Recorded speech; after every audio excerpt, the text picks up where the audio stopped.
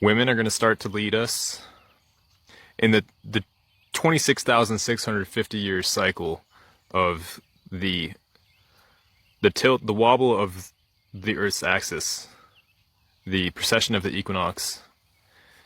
As it turns towards the center of the galaxy, consciousness rises, and women lead us with their hearts through the rising of consciousness. And as it turns away from the center of the galaxy, consciousness falls. This is the Yuga cycle. And we've been in the Kali Yuga, which is the portion of the circle where it's the furthest away, pointing away from the center of the galaxy. Men protect us and lead us through the falling of consciousness. They protect us through the dark times. And women lead us back to the golden age. And so we're going to be coming into our hearts. Powerful feminine archetypes are going to start to lead us. It's not going to be a wounded feminine kind of, all that's going to be healed. It's going to be very powerful. If you could imagine like an angel, for the men who don't like that idea, imagine an angel, like a female angel pointing the way, leading. That's what it's going to be like. It's going to be, imagine the female counterpart to Jesus. And that female counterpart would have been a Mary Magdalene.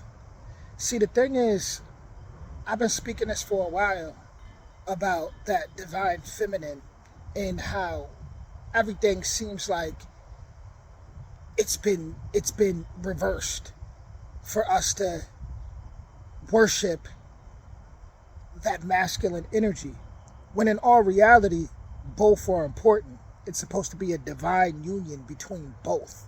But you have certain points in time, which he just spoke about, these different cycles, where we were in a cycle, in an age where the patriarch ruled. Now, this is very important to understand, right? Because in order for you to realize what's happening in the world right now and why things are crumbling in so many areas, is because you got to understand the different cycles of the planet that many ancients spoke about. The cycle coming in now is the rise of that divine feminine that's been crucified. There was woman that ran civilization, society, stuff we don't even know about because it's been taken away from history. It's been ripped out of history on purpose. You got to realize the people who write this stuff, write our history books, and they tell us what they want us to know. It brings me back to the show Vikings. Actually, it was The Last Kingdom, where the King of England said to Uhtred, the Viking, he said, even though you helped me to win this war, he said, people don't even know your name. I control the books. I control history. It's so much that we don't know. And love is starting to, not to sound like the average, but honestly, love is starting to rise. But before we get to a point where we're on a higher frequency of love, there's got to be that destruction of an old system, which is why you see things just so crazy. A circus. This is why you see a circus today, because you were seeing the destruction of an old system, and you are seeing people who are still trying to hold on to that old system, and they're going to go out kicking and screaming. I'm out here in nature, so I'm loving the energy right now. I really advise everybody to just get out there and connect with nature, like truly connect.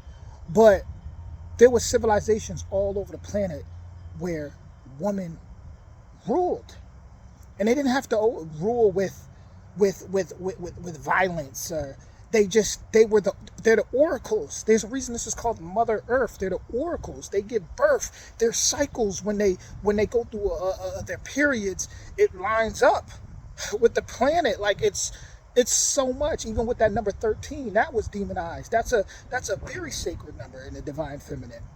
So when you start to understand just these certain things, you start to realize, man, things are backwards.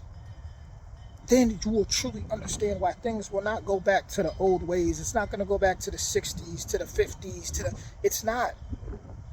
It's not. But the good thing is, the great thing is that we are rising as a collective. We are rising. We got to go through some things. It's like the earth, Mother Earth, has parasites and she's flushing out those parasites. She's detoxing those parasites. And before a birth is given, there's that traumatic experience, right? Before the baby comes out, there's that traumatic experience, all that pain, all that, the labor, like that traumatic experience, but then new life comes. So right now we're getting ready to pretty much go through that traumatic experience. We are, and we're getting ready to push further through that. So with that being said, much love to you, and keep your frequency high.